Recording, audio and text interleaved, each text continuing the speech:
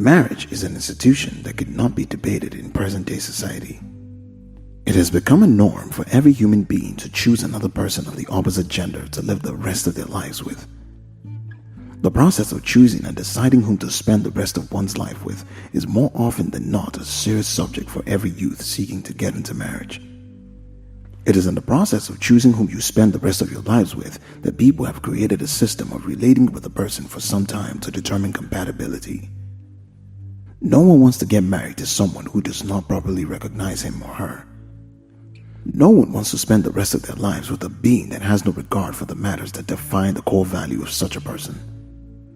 Courting is an integral part of such relationships, marital relationships. It's the period when two people interact socially for vetting compatibility and ensuring alliance between both parties looking to commit to a lifetime relationship. Dating is the system that people employ to relate with a person of the opposite gender. So many people have ended up in marriages that affected them psychologically, drained them emotionally, and emptied them financially. While many more have had successful marriages, the failed marriage syndrome seems to affect the youth populace, hence the need for dating. Courting is a stage of romantic relationships where two people meet socially with the aim of assessing each other's suitability as a partner in a lifelong commitment to oneness. It is usually the period where partners will go out on dates, meetups, attend events, and just live life to find a partner to commit to living the rest of one's journey with. Before you get to the point of marrying a person, you must have learned about the person while in this stage of your relationship. A relationship is a communion between two people who are mutually committed to one another. A communion that is started for lifetime partnership. Relationships are often started based on an agreement between both parties, or at least mutual consent to stay through the thick and thin of situations that might face them. Despite the intended goodness expected in a relationship, there are times where relationships hit the rock and the two people part ways in search of a better individual life or a better partner. Red flags are pointers to possible deviation from the normal course of a relationship. It is in this stage that the parties considering marriage learn about each other and eventually fit themselves as two imperfect pieces willing to attain perfection as one. Relationships are one of the most beautiful experiences a man or woman can have, but it can turn out to be the exact opposite if you do not make a wise choice. Relationships can be tricky to navigate sometimes. When emotions are involved, people tend to get hurt, and bitterness and resentment can be built up in a person. In any relationship, romantic or otherwise, there must be clear boundaries established. When these boundaries are violated and expectations aren't met, relationships can become the cause of headaches and stress. Usually, when it comes to romantic relationships, there are clear warning signs that God is telling you to run away and never look back. When you get into the wrong relationship as a believer, some events will occur that will suggest to you not to marry the person you seek to marry. As a son or daughter of God, it is recognizable that the protection of God is upon you at such times. Knowing that all things that God works is always for the good of His children when a relationship begins to turn sour or the future becomes bleak, God causes certain situations to happen for our warning and action. However, when we get caught up in emotions, it becomes difficult to see these signs and we can get stuck in an unhappy relationship for many years. When a relationship begins to brew hatred instead of love, when it begins to stir jealousy instead of support, when it begins to birth trouble instead of peace, some pointers must have been neglected at some point in the journey. So it becomes imperative for the partners in a relationship to look out for such signs in their relationship.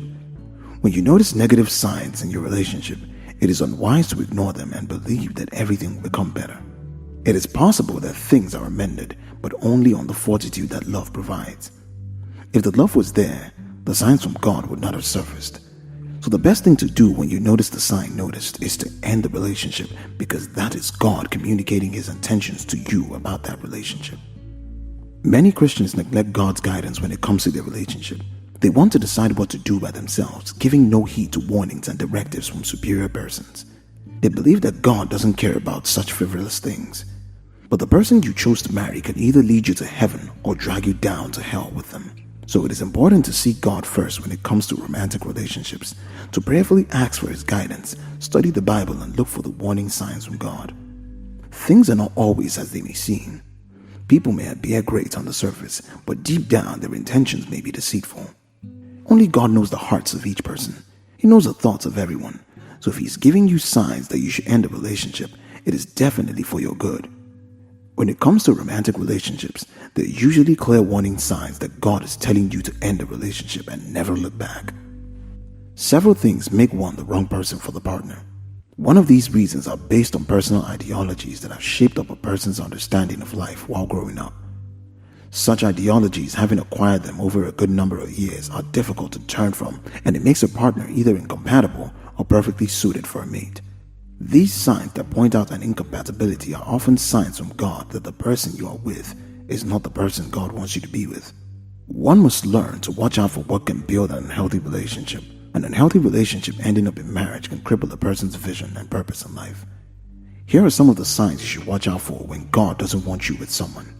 One of the most important signs you will see when God doesn't want you with someone is that you lose the peace that you feel within your heart towards the relationship. One of the first signs that God gives a believer as touching any matter is the peace you feel within your heart. When God is in support of the action, it is common to find out the heart finds rest in that act. But when God is not in support, trouble seems to prevail in the heart. Doubt and fear loom all over. If you lose your peace over a relationship every time you think about your relationship or your partner, you can be sure to know that God is saying something to you. He's pointing out a deficiency to you as touching the subject matter. For no reason at any point in time should you lose your peace or rest over a relationship. Relationships and marriages were instituted for support, not for the destruction of one's mental health. If every time you think about your partner you lose your comfort, you might need to do a recheck. God never wills that any child of his suffers at any point in time. So also, he will not sit back and watch his child enter into a marriage that will cause harm for his child. God is too faithful to leave you without knowledge of situations, but are you sensitive enough to know when he communicates with you or how he communicates to you?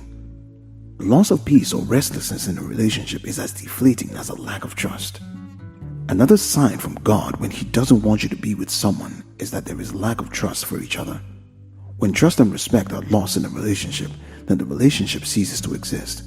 One of the most fundamental bedrocks of a relationship is the trust and respect that both individuals have for one another. You cannot have successfully built a relationship except there is trust from one person for the other person. Trust helps you to worry less about the faithfulness of your partner. If there is a relationship that lacks trust between the partners, it is only a matter of time before the relationship breaks down. Every relationship is built on trust, and when trust is not there, there is no foundation. The foundation of any building determines the strength of the building. So if any relationship lacks trust, it has lost the basic and most important element of the union. Trust enables partners to live their individual lives, yet they can submit themselves to a union that joins their individual opinions in life. If you're in a long-distance relationship, trust is very fundamental to the survival of the relationship. A long-distance relationship without trust is just based on fantasies because both individuals will seek commitment elsewhere. It is not enough to be with a Christian brother or sister with the hopes of getting married. You should have a partner who respects you for who you are. It doesn't matter if she earns more than you do. You deserve to be respected. It does not matter if he's taking care of your needs. You deserve to be respected. Respect is often interpreted to the female gender through a show of love, while the male gender feels respected when he is accorded the honor of being head in the relationship. Beyond respecting you as a partner in the relationship, respect has to be accorded to the people around you, your family and friends. When your partner does not respect the people around you, you might want to be careful about your relationship. You should also watch out for how he respects strangers, especially strangers of the lower class. It is more often than not a pointer to the character of your partner. What he or she does to strangers, there are tendencies that you will experience also, especially on a bad day or in seasons when things are not too good. The reason some partners search each other's phones regularly is that they lack trust in the other person. And on the other hand, if there is no respect for your partner, the relationship will glide down the hill into the valley of breakup.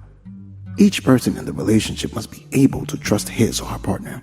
Once your partner loses trust in you, your relationship might just be at the end of its journey already. And God will make this happen to save you from marital issues in the future. The third occurrence that might suggest to you that your relationship has no fruitful end and God does not want you to be with that person is the loss of interest from you or your partner. Relationships are filled with more loving moments than moments of disagreement, but all of that can fizzle away in just a moment. Has it gotten to the point where you are no longer interested in picking up your partner's calls or replying to messages? Or is it vice versa? If you truly listen to the Lord, you should decipher what the Lord is saying. Take time to listen to His words in times like this. No relationship thrives when the people are not ecstatic about being reached out to. If your partner is no longer interested in going out, taking strolls, spending time together, then it means the interest in you has reduced. When interest is reduced, it becomes obvious that the love is dying off. Interest in you is a key indicator of the love that exists between you. Your lover should be happy to listen to you even when you just want to rant, at least 90% of the time. You cannot afford to marry someone who loses interest in you and both of you begin to stay in the same apartment like mere flatmates. When this begins to happen, often you will not have to struggle to end the relationship. The essential parts of the relationship must have faded off and the attachments are no longer strong enough to keep you together in seasons as this. You must be receptive enough to pick up what God is saying to you or what He's showing to you. Do not cover up for what God shows you. If He's showing it to you now, it is because He has seen the end, and it is better off if you were single than to have such an end. Spending time with your partner is an important part of a relationship. The people we spend time with are the ones that we often communicate more with. When a dating couple spends more time with someone else with whom they do not share bonds, it is a signal for you as a person to correct or make a better decision depending on the purpose from your partner. Even in long-distance relationship, the partners have to make sacrifices of spending time with each other over the phone. The time you spend with your spouse in a long-distance relationship suffices for a lot of things. If your partner begins to show no interest in spending time with you, you better begin to resolve that matter or think of another option. Also, if your partner loves to spend more time with someone else, especially a friend, and has lost interest in you, it is certainly a sign for you to quit the relationship before it makes you quit on life. If you do not stay too far from each other, make sure you have occasional dates that can afford you to spend quality time together.